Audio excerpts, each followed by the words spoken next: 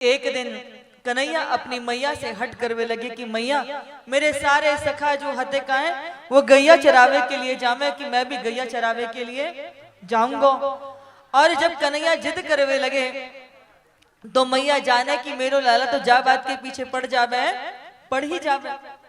अब यदि मैं याते मना करूंगी तो ये मानेगो तो हत ना है। बोले नहीं मैया मेरे सारे सखा गैया चरावे के लिए जामे, मैं भी गैया चरावे के लिए जाऊंगा।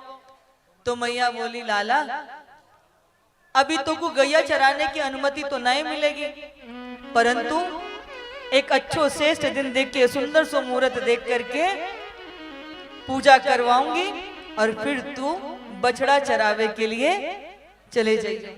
मैया जाने करें कि बछड़ा जो है वो थोड़ी दूर पे चरावे जावेगो और मेरी आंखन ते ज्यादा ओझल भी ना हो गए। और एक दिन गोपाष्टमी के शुभ अवसर पर मैया ने आज कन्हैया की और गौ माता और बछड़ा की पूजा करवाई। खूब प्रसन्नता से उत्सव मनायो और खूब दक्षिणा वितरित करी। अब जब पूजन है गो कन्हैया बोले मैया अब मैं जाऊं, मैया बोली जा। तो कन्हैया नंगे पैर जावे लगे। मैया बोली लाला नंगे पैर जावेगो तो पैर में कोई कटीलो कांटो लग जावेगो, कंकड़ पत्थर चुभ जाएंगे। कन्हैया बोले ना मैया मैं तो नंगे पैर ही चरावे जाऊंगा। मैया बोली लाला तेरे इतने कोमल कोमल से तेरे पैर हते, इनमें कुछ चुभ जावेगो। कन्हैया बोले मैया ठीक है मैं एक शर्त पे ही पहन के जाऊंगा, पहले तू मेरी सारी गैयन को पैरन में पनई पहना दे। अब मैया गैया को पहनैया कहाँ ते पहनावे और एक गाय है इतनी गाय है। बोले मैया यदि मेरी गैया पनैया ना पहनेंगी तो मैं भी पनैया ना ही पहनूंगा। इसीलिए जब लोग ब्रजमंडल में जाते हैं तो वहां की रज को भी प्रणाम करते हैं। रज रानी है ब्रज की, क्योंकि मेरे प्रभु जब तक ब्रजमंडल में रहे कभी उन्होंने पैर में पनई नहीं पहने। कन्हैया अपने सखाओं के साथ नित्य बछड़ा चरावे के लिए जावे लगे। तो एक दिन का भयो कि कन्हैया जब बछड़ा चरा के घर लौट करके आए तो थक गए और आकर के अपनी मैया की गोदी में बैठ गए। बड़े है गए तब भी अपनी मैया की गोदी में बैठ करके उनको अभी भी आंचल को दूध पी में। तो का भयो इधर कन्हैया अपनी मैया से प्रेम पा रहे, लाड़ पा रहे। कन्हैया सारी बातें बता रहे, मैया आज हमने ऐसो कियो ऐसो कियो। इतने में का भयो मैया अपने लाला को प्रेम से दूध पिवावे लगी। तभी कन्हैया बोले मैया एक बात पूछूं। मैया बोली पूछ। बोले मैया ये बता तो को अपनो दूध प्यारो है कि अपनो पूत प्यारो है। मैया बोली देख कहा पूछे कहाँ ते नई नई बातें न निकाल के लावे। अरे हमको तो हमारो पूत हमारो लाला अपने प्राणन से भी अधिक प्रिय है। तभी इधर कहा लीला भाई कि मैया ने सुरभि गाय को दूध जो है तो चूल्हे पे चढ़ायो भयो। तो जब चूल्हे पे दूध चढ़ो भयो तो वो दूध भी कहा एक संत हते। आज वो क्या सोच रहे हैं कि आज तो कन्हैया अपने मैया के दूध पी करके तृप्त है जामेंगे और मेरो दूध तो इनकी सेवा में आवेगा ना। तो वो दुखी होकर के दूध जो था वो उपन के चूल्हे में जलवे लगा। मैया की दृष्टि पड़ी, अरे दूध उपन के चूल्हे में जल रहा। मैया लाला को गोदी में ते नीचे उतार के दौड़ती हुई चली गई। कन्हैया बोले देखो कैसी झूठी है, अभी कह रहे कि मोको मेरो पूत प्यारो है लाला प्यारो है, या दूध के लिए मोको अतृप्त छोड़ के भाग गई। अब तो कन्हैया को रिस आ गई। तो जो वो सिल बटना होता है ना चटनी पीसने वालों, वाह बटनाएं लेके आंगन में जो खूब सारे दूध दही की मटकी रखी ना, कन्हैया ने सबको धप धप धप धप करके फोड़ दिया। अब तो पूरे आंगन में दूध दही मक्खन की कीच मच गई। कन्हैया ने एक ही आवाज लगाई, सारे बंदर भालू कौआ सब आ गए, सखा मंडल सब। कन्हैया कह रहे हैं आज कहीं जावे की जरूरत नहीं, तुम सबको निमंत्रण भंडारो हमारे घर है। अब तो सब खा रहे हैं, पोत रहे हैं, लीप रहे हैं, एक दूसरे से खेल रहे हैं। मैया बाहर निकल के आई तो पहले तो एक बार जोड़ते हंसी आई कि है का रोई। लेकिन जैसे ही अपनी ददिया सास की दही भई मटकी पे नजर पड़ी, तैसे ही आज मैया को बहुत गुस्सा आएगा। 40 मन दूध उस एक मटकी में आता था, इतनी विशाल उनकी ददिया सास की दही भई मटकी आती। अब तो मैया भीतर से मोटो सो लठ लेके आई। आज दारी के तुम्हारो भंडारो मैं करूंगी। मैया के हाथ में वह डंडा है, देख के सबके सब भाग गए।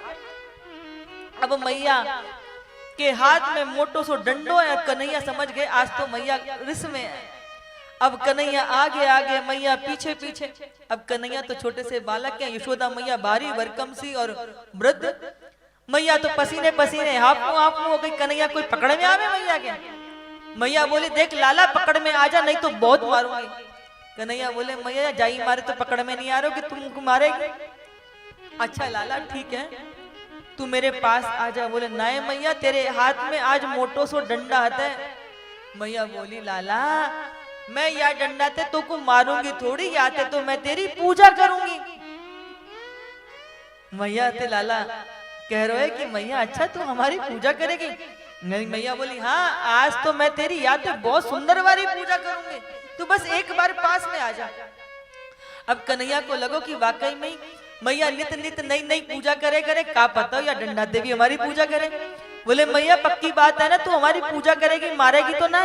मैया बोले लाला बिल्कुल नहीं मारूंगी, बस तू एक बार मेरी पकड़ में आ जा। कन्हैया बोले मैया पक्की बात? बोले हाँ लाला तू एक बार आ जा, आज तेरी ऐसी पूजा करूंगी तू को हमेशा याद रहेगी। अब मैया के पास लाला जैसे छोटे छोटे कदम बढ़ा के आगे गए, तैसे ही मैया ने लपक के लाला को हाथ पकड़ लिया। दारी के तेने मेरी ददिया सास की दही भई मटकी फोड़ी, आज तो को छोड़ेंगे नहीं। और मैया ने आज लाला के 2 लगाई और लगा करके मैया के आंगन में ना यमला अर्जुन के बड़े बड़े वृक्ष थे। मैया बोली आज तो को यही वृक्ष से बांधूंगी। अब मैया जो थी वो लाला को रस्सी से बांधने लगी। अब लाला को बंधने वाले हैं, जितनी रस्सी आमे वो 2 अंगुल छोटी पड़ जाए, लपेटने में जैसे गांठ लगा में तो हाथ में आवे ना वो बंध। सारे घर की रस्सियां छोटी पड़ गई, लेकिन कन्हैया बंधने में नहीं, क्योंकि एक तरफ भगवान की ऐश्वर्य शक्ति कहती है कि मैं अपने ठाकुर को बंधने नहीं दूंगी, और यशोदा मैया कहती है कि प्रेम बंधन में बड़े बड़ों को बंधना पड़ता है, आज कुछ भी हो जाए मैं इसको बांध के रहूंगी। और बंधुओं वात्सल्य प्रेम के आगे तो बड़े बड़े बंधन भी छोटे पड़ जाते हैं। जैसे मैया ने अपनी चोटी में लगे हुए उस फीते को, रिबन को निकाल करके उस रस्सी में बांधा ना, तो मेरे श्याम सुंदर बंधन में बंध गए और इनका एक नाम पड़ गया दामोदर भगवान। रस्सी से उधर को बांधा था तो दामोदर। ये जो कार्तिक मास प्रारंभ हुआ है ना, ये दामोदर भगवान की उपासना की जाती है। इस महीने में आप सुबह उठ करके स्नान करने का बहुत महत्व है। सुबह शाम तुलसी जी का पूजा करने का बहुत महत्व है। दीपदान का पूरा महीना है, जितना हो सके दीपदान कीजिए इस महीने में। और ये मासों में सर्वोत्तम मास कहलाता है। आप देखो इस पूरे महीने में कितने आपके व्रत होंगे, उपहार सर्वश्रेष्ठ मास है। और हम सबका सौभाग्य कि इस कार्तिक मास में हम सबको भगवान की सुंदर कथा सुनने का भी अवसर प्राप्त हुआ है। हाँ? तो मैया ने कहा करो कि लाला को वही उखलते बांधो। अब सखा बोले कि लाला हम तो को खोल दे मैं क्या? कन्हैया बोले मैया बहुत गुस्सा में है, आज बहुत मारेगी। तो कन्हैया ने कहा कि एक छोटा सा झटको दियो तो वो उखल जो हतो वो उल्टो है।